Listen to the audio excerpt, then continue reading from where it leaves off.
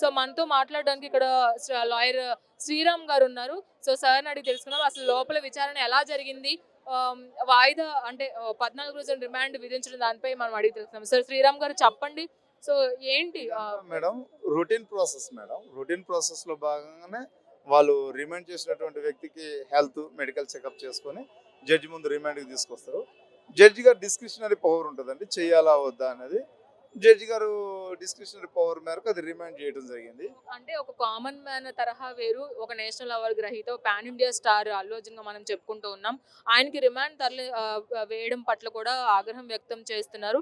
ఇది ఎంతవరకు కరెక్ట్ అంటారు? 100% మేడం.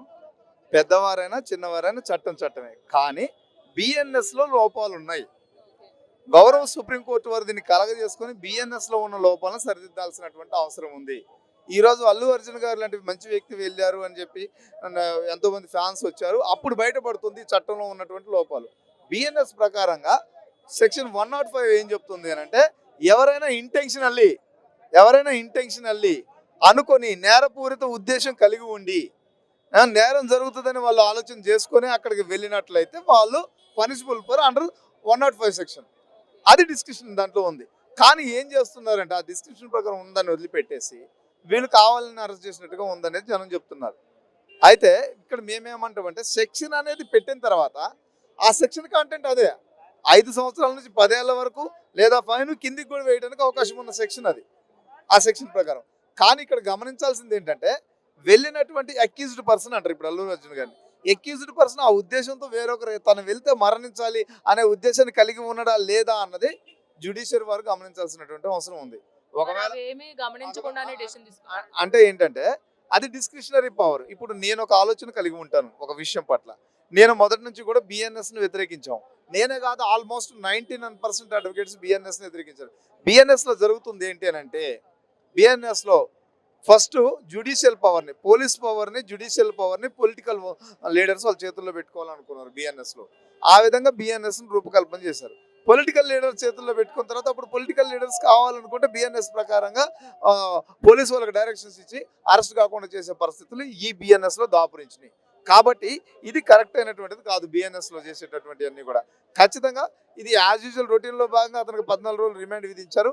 అది రైట్ అయితే కాదండి, ఇది మా అభిప్రాయం మాత్రమే. కాకపోతే ఆనరబుల్ జడ్జి వారు ఇచ్చినటువంటి దాన్ని అంగీకరిస్తారు ఎవరైనా సరే. కానీ దీని మీద సవాల్ 2 days హాలిడే వచ్చినాయి. సాటర్డే సండే కోర్టు సెలవుల దినంగా మనం అనుకుంటాము. స్క్వాష్ పిటిషన్ కూడా వేస్తారు అనే కూడా కొంచెం ప్రచారం నడుస్తుంది. స్క్వాష్ పిటిషన్ వేస్తే తర్వాత ప్రాసెస్ ఏంటి, అసలు ఎలా ఉండబోతుంది? క్వాష్ పిటిషన్ ఇప్పుడు కాదండి. నేను చెప్తున్నాను, క్రిమినల్ అడ్వకేట్గా చెప్తున్నాను, చాలా క్రిమినల్ కేసెస్ నా మీద కూడా చూసుకొని విన్న వ్యక్తిగా చెప్తున్నాను. క్వాష్ అవ్వదు, వెరీ క్లియర్ చెప్తున్నాను, క్వాష్ అవ్వదు. ఇది జడ్జి డిస్క్రిషనల్ పవర్ మేరకు అతను అరెస్ట్ చేయకుండా స్టేషన్ నోటీస్ ఇచ్చి పంపించేయచ్చు. అది చెయ్యలేదు, క్వాష్ అయితే జరగదు. ఒకటి. రెండో విషయం ఏం జరుగుతుంది అని అంటే, బెయిల్ వస్తుంది.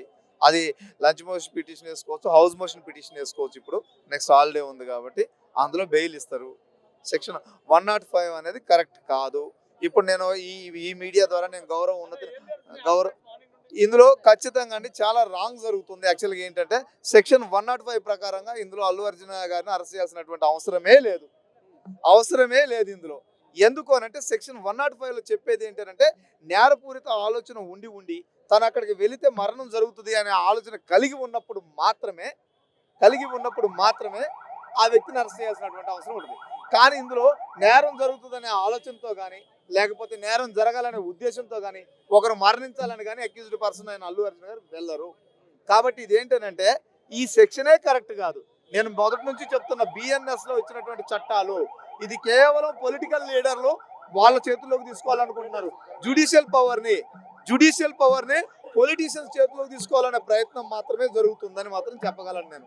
ఎందుకంటే ఈ సెక్షన్ లో 7 years లోపల అరెస్ట్ చేసేటటువంటి సెక్షన్ అయినా 7 years లోపల అక్యూజ్ని అరెస్ట్ చేయాలనుకున్నప్పుడు 5 years అనేది కూడా అందులో ఉంది. ఆ 5 years ఇంప్రిజన్మెంట్ అనేది కూడా ఉంది. అలాంటప్పుడు స్టేషన్ నోటీస్ ఇవ్వచ్చు, లేదా కోర్టుకు వచ్చినప్పుడు అరెస్ట్ చేయకుండా వదిలేయచ్చు. అంటే వాళ్ళకి వాదన చేసుకునే అవకాశం కూడా ఇవ్వకుండా మార్నింగ్ నుంచి తిప్పడం ఏమన్నా జరిగింది? వాదన చేసుకోవడానికి ఖచ్చితంగా ఆర్గ్యుమెంట్ వాళ్ళు ఎవరైతే రిమాండ్ ఇస్తారో రిమాండ్ ఇచ్చిన మరుక్షణమే వీళ్ళు బెయిల్ మీద ఆర్గ్యుమెంట్ చెప్తారు. అది నేను పూర్తి స్థాయిలో లోపల వేరే కేసులో ఉన్నానండి. కానీ యాజ్ యూజువల్గా జరిగేది ఏంటంటే ఇది రిమాండ్ చేయాలి నేరపూరిత ఆలోచనతో వాళ్ళు వెళ్ళడం వల్ల ఒక డెత్ అయ్యారని చెప్తారు. 100% కాదండి. ఆర్టికల్ 21 ఏం చెప్తుంది అని అంటే ఈ దేశంలో ఏ ఒక్క వ్యక్తి అయినా ఎక్కడికైనా తిరగొచ్చు స్వేచ్ఛగా. ఈ విదేశీయుడు కూడా ఈ దేశంలో ఎక్కడికైనా తిరగొచ్చు స్వేచ్ఛగానే ఉంటుంది. ఇక్కడ ఏంటంటే నేను వెరీ క్లియర్ గా చెప్తున్నా, very clear, I very clearly saying it is a failure of intelligence. నేను ముఖ్యమంత్రి గారికి నేను గౌరవమైన ముఖ్యమంత్రి గారికి నేను విజ్ఞప్తి చేస్తున్నా, ఖచ్చితంగా ఇంటెలిజెన్స్ చీఫ్లు మార్చండి, డిఐజీలను మార్చండి. డిఐజీలను తీసుకెళ్ళి మీరు ఏం చేస్తున్నారంటే విద్యాశాఖలో వాళ్ళకి పోస్టులు ఇస్తున్నారు. 4-5 పోస్టులు మన ఎవరైతే ఇంటెలిజెన్స్ వ్యవస్థలో ఉన్నారో వాళ్ళకి 4-5 పోస్టులు ఇస్తున్నారు. ఆ పోస్టుల వల్ల వాళ్ళు దృష్టి పెట్టలేకపోతున్నారు, ఇలా మరణాలు సంభవిస్తున్నాయి. వాళ్ళు ఇక్కడ ఇంటెలిజెన్స్ వ్యవస్థ మాత్రమే ఫెయిల్యూర్ అండి. నేను చెప్పేది ఏంటంటే అతను బాధ్యుడు అవడు, ఈ కేసు కొట్టివేయబడుతుంది. 200% ఈ కేసు కొట్టివేయబడుతుంది. యాజ్ ఎ క్రిమినల్ అడ్వకేట్ గా గడ్డం శ్రీను చెప్తున్నానండి, ఈ కేసు కొట్టివేయబడుతుంది. No doubt at all. Bail కూడా వాళ్ళు హైకోర్టులో మరి ఏ అడ్వకేట్ చేస్తున్నారో నాకు తెలియదు, హైకోర్టులో ఖచ్చితంగా బెయిల్ మూవ్ చేస్తారు. అది మనకి హౌస్ మోషన్ పిటిషన్ లోనే వాళ్ళకి బెయిల్ శాంక్షన్ అవుతుందండి. ఖచ్చితంగా it's a failure of intelligence లో వాళ్ళకి ప్రభుత్వం వేరు పోస్టులు ఇవ్వడం జరుగుతుంది. అవి తీసేస్తే వాళ్ళ పని వాళ్ళు చేస్తారు, ప్రజలు బాగుంటారు. సో చూసారు కదా, ఖచ్చితంగా ఇది ఇంటెలిజెన్స్ వ్యవస్థలో ఫెయిల్యూర్స్ కారణంగా మనం చెప్పుకోవచ్చు. ఖచ్చితంగా ఇప్పుడు ఒక మరణం జరిగింది కదా, అక్కడ ఉన్న పోలీస్ అధికారులను మీరు సస్పెండ్ చేయాలా? ఏ పోలీస్ అధికారులను చేస్తారు అంటే ఇంటెలిజెన్స్ వ్యవస్థలో రోజు పొద్దున్న వెళ్ళి సీఎంకి రిపోర్ట్ ఇచ్చే వాళ్ళు ఉంటారు. అక్కడ ఐజీని చేయాలా, డిఐజీని చేయాలా. ఇప్పుడు ఒక డిఐజీ ఎవరో ఉన్నారు, అతను వచ్చేసి వేరే ఒక శాఖకు వచ్చేసి అతన్ని మైనారిటీ రెసిడెన్షియల్ ఎడ్యుకేషన్ కూడా సెక్రటరీని చేశారట. ఏమంటే సీఎం సెక్యూరిటీ చూసే వ్యక్తిని తీసుకెళ్లి అక్కడ ఎడ్యుకేషన్ డిపార్ట్మెంట్లో పెడితే సీఎంకి రక్షణ ఉంటుందా? సీఎం వ్యవస్థ మీద ఆయన రక్షణ వ్యవస్థ మీద పూర్తి స్థాయి ఆయన బాధ్యతలు చేయగలడా? ఎంత పెద్ద వ్యవస్థ అండి ఇది. ఒక వ్యక్తికి 4-5 శాఖలు చెప్తారా? ఒక ఇంటెలిజెన్స్ డిఐజీకి 4 శాఖలు చెప్పారు. అది తీసివేయాలా? ఇంటెలిజెన్స్ వ్యవస్థలో ఇప్పుడు తస్సీర్ ఇక్బాల్ గారు ఉన్నారు, మైనారిటీ రెసిడెన్షియల్ వెల్ఫేర్ చెప్పారు, ఆయనకే మైనారిటీ వెల్ఫేర్ చెప్పారు, ఆయనకే వచ్చేసి సీఎం సెక్యూరిటీ చెప్పారు. అసలు లగజనలాగా జరిగిన కారణకి అసలు ఎప్పుడో సస్పెండ్ చేయాలా? ఇటువంటి పరిస్థితులు ఉన్నాయి. So ready. సో మొత్తంగా చూసుకున్నట్లయితే అల్లు అర్జున్ విషయంలో అయితే ఇంటెలిజెన్స్ వ్యవస్థ అయితే కొన్ని ఫెయిల్యూర్స్ వల్ల అల్లు అర్జున్కి ఏదైతే బిఎన్ఎస్ చట్టం ఉందో ఆ బిఎన్ఎస్ చట్టంలో కొన్ని అవకతవకల వల్లే అల్లు అర్జున్ ఈ రోజు రిమాండ్కి వెళ్ళారని కూడా లాయర్లు చెప్తున్నారు. ఎందుకంటే అల్లు అర్జున్కి ఖచ్చితంగా రిమాండ్ వేయాల్సిన అవసరం లేదు. అండ్ అలాగే వాళ్ళు వాదించుకునే టైం కూడా ఎక్కువ టైం లేకపోవడం వల్ల రిమాండ్ కూడా వచ్చిందని కూడా లాయర్లు చెప్తున్నారు. అండ్ అలాగే క్వాష్ పిటిషన్ ఏదైతే ఉందో వేసుకున్నట్లయితే బెయిల్ కూడా వస్తుందని కూడా చెప్తున్నారు. మొత్తంగా చూసుకున్నట్లయితే నేషనల్ అవార్డు గ్రహీత ఆయన అల్లు అర్జున్ని రిమాండ్కి పంపించడం కరెక్ట్ కాదు అని కూడా అటు అభిమానులు ఇటు ప్రతినిధులు కూడా ఖచ్చితంగా ఖండిస్తున్నారు. ఎందుకంటే ఇది ఒక నేషనల్ అవార్డు గ్రహీత అయిన అల్లు అర్జున్ని రిమాండ్కి పంపించడం అనేది చాలా తప్పు అనే విషయం కూడా ఆయనకి తెలిసి ఆ విషయం జరగలేదు, తెలియకుండా కూడా జరిగింది. కాబట్టి దీన్ని కూడా పరిగణలోకి తీసుకొని వాదోపవాదాలు వినాల్సిందిగా కూడా లాయర్లు చెప్తున్నారు. మొత్తంగా అయితే అల్లు అర్జున్ అయితే రిమాండ్ చెంచులు కూడా జైలుకి అయితే తరలించడం జరిగింది. ఇదే పరిస్థితి కనుక కాస్త కొన్ని అభిమానులు కూడా తీవ్రంగా ఆగ్రహం వ్యక్తం చేస్తున్నారు. ముఖ్యంగా చెప్పాలంటే బన్నీ ఫ్యాన్స్ మామూలుగానే కొంచెం అరగంట్ గా ఉంటారు అని మనం ఇప్పటి వరకు చూస్తూనే ఉన్నాం. కానీ బన్నీకి ఏదన్నా ఇలా కోర్టుకి తీసుకెళ్లడం దాని పట్ల, అలాగే అరెస్ట్ చేయడం దాని పట్ల, రిమాండ్కి తరలించడం దాని పట్ల కూడా తీవ్రమైన ఆగ్రహం వ్యక్తం చేస్తున్నారు.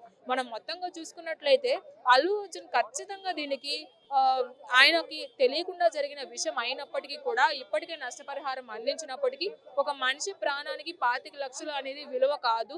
ఇంకా కొంచెం ఆయన నష్టపరిహారం ఏదైతే ఇచ్చారో దాన్ని పెంచవలసిందిగా కూడా అటు లాయర్లు ఇటు ప్రతినిధులు అండ్ అలాగే కొంతమంది బన్నీ ఫ్యాన్స్ ఎవరైతే వాళ్ళు కూడా చెప్పినప్పటికీ మార్నింగ్ నుంచి ఏదైతే పోలీసులు ఇంటి దగ్గరకు వెళ్ళి ఆయనకి కనీసం బట్టలు కూడా చేంజ్ చేసుకునే అవకాశం కూడా ఇవ్వకుండా మార్నింగ్ ఇంటి దగ్గర నుంచి కూడా తీసుకురావడం జరిగింది. తర్వాత కూడా అల్లు అరవింద్ గారు కావచ్చు, మైత్రి మూవీ మేకర్స్ కావచ్చు, వాళ్ళ వాదోపవాదాలు వినటానికి కూడా వాళ్ళు ట్రై విన్నప్పటికీ కూడా బిఎన్ఎస్ చట్టంలో ఉన్న అవకతవకలు వల్లే ఈ రోజు అల్లు అర్జున్ రిమాండ్కి తరలించారు అని కూడా చెప్తున్నారు. మొత్తంగా చూసుకున్నట్లయితే అల్లు అర్జున్ అయితే జైలుకు తరలించారు. చెంచల్ కూడా జైలు దగ్గర అయితే తీవ్ర ఉద్రిక్త పరిస్థితులు కూడా ఏర్పడే అవకాశం ఉంది. కాబట్టి కట్టుదిట్టమైన భద్రతా ఏర్పాట్ల మధ్య అల్లు అర్జున్ అయితే జైలుకి తరలించడం జరిగింది. వీడియో జర్నలిస్ట్ అష్రఫ్ తో రాణి, తెలుగు సౌండ్ టీమ్, హైదరాబాద్.